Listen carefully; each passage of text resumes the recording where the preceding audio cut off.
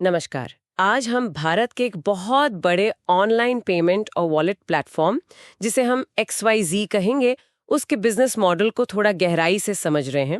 हमारे पास कुछ स्रोत हैं जो इसका विश्लेषण करते हैं।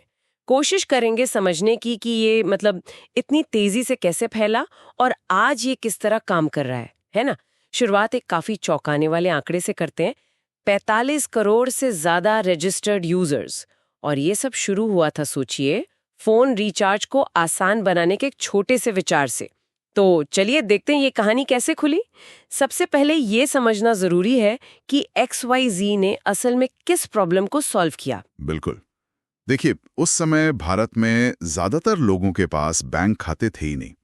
नकदी का बोलबाला था और छोटी छोटी चीजें जैसे फोन का डेटा पैक खरीदना वो भी दुकानों पर जाकर होता था। मतलब टाइम भी लगता था और अनुभव भी कुछ खास नहीं था। XYZ ने इसी मुश्किल को पकड़ा और मोबाइल रिचार्ज के लिए एक बेहद आसान, लगभग तुरंत होने वाला प्लेटफॉर्म बना दिया। यहाँ कमाल की बात सिर्फ रिचार्ज नहीं थी, बल्कि उसकी आसानी थी। हाँ, वो जो एक बोझिल प्रक्रिया थी वो एकदम सरल हो गई।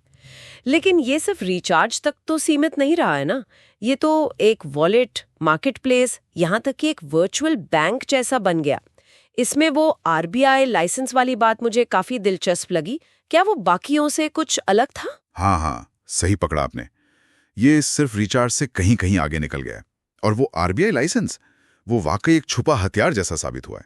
ऐसा लगता है कि ये लाइसेंस खास XYZ के लिए ही था, जिसने इसे कुछ नियमों में, आप कह सकते हैं, ऐसी छूट दी जो दूसरों के लिए इस मैदान में उतरना ही मुश्किल बना देता है।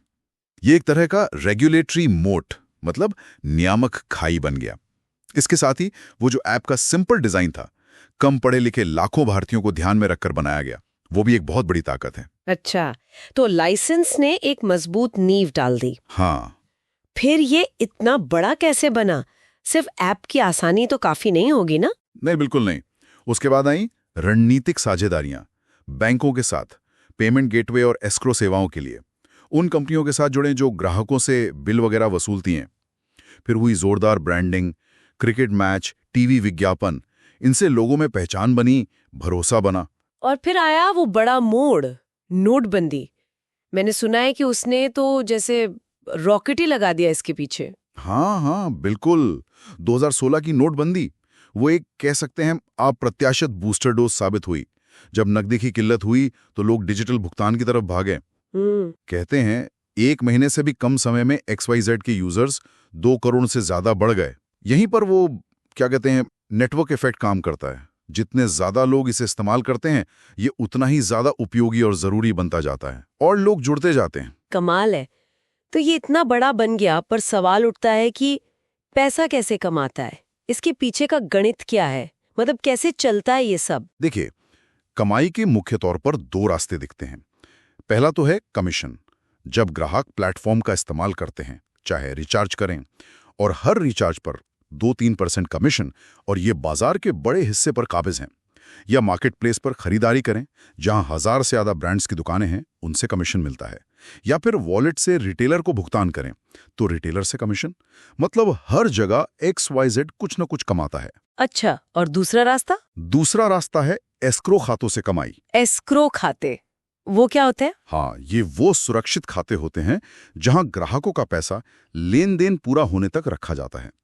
अब बात यह है कि XYZ इन पैसों पर ग्राहकों को कोई ब्याज नहीं देता, लेकिन खुद इस जमा रकम से ब्याज कमाता है। ओह। हालांकि ये ध्यान रखना जरूरी है कि ग्राहक जोड़ने और फ्रॉड वगैरह रोकने के लिए सुरक्षा पर इनका खर्च भी बहुत ज्यादा है। हाँ, ये बात भी सही है। सुरक्षा तो बहुत जरूरी है इसमें। और अभी सिर्फ पेमेंट तक सीमित नहीं रहना चाहते, है ना? मैंने सुना है ये अपना पूरा इकोसिस्टम बना रहे हैं। विक्रेताओं को भी अपने प्लेटफॉर्म पर ला रहे हैं।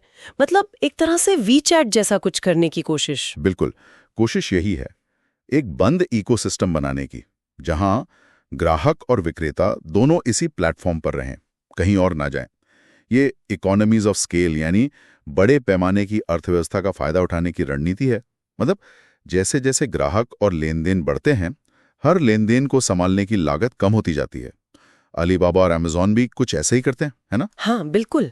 लेकिन इसी लागत को कम रखने के चक्कर में एक थोड़ी अजीब बात भी सामने आई है कि XYZ का ग्राहकों से सीधा संपर्क, जैसे फोन या ईमेल सपोर्ट, वो लगभग ना के बराबर है।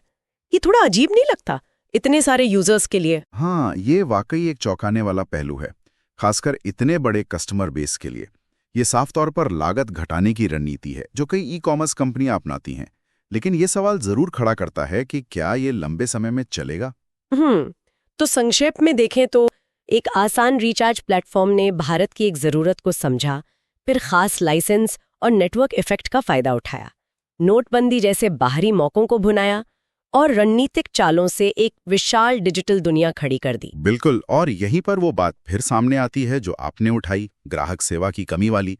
ये हमें सोचने पर मजबूर करता है, क्या लागत कम करने के लिए ग्राहकों से ये दूरी बनाना, क्या ये लंबे समय में उनके भरोसे को चोट पहुंचा सकता है? खासकर तब जब बाजार में कंपटीशन बढ़ जाए या मान लीजिए नियम बदल जाएं। सही बात है। क्या सिर्फ नए ग्राहक जोड़ते जाना और बाहरी घटनाओं पर निर्भर रहना काफी है, या ग्राहकों के साथ एक गहरा स्थायी रिश्ता बनाना ज्यादा जरूरी है? ये एक बड़ा सवाल है जिसके जवाब पर शायद XYZ का भविष्य टिका हो। भी सोचने वाली बात है।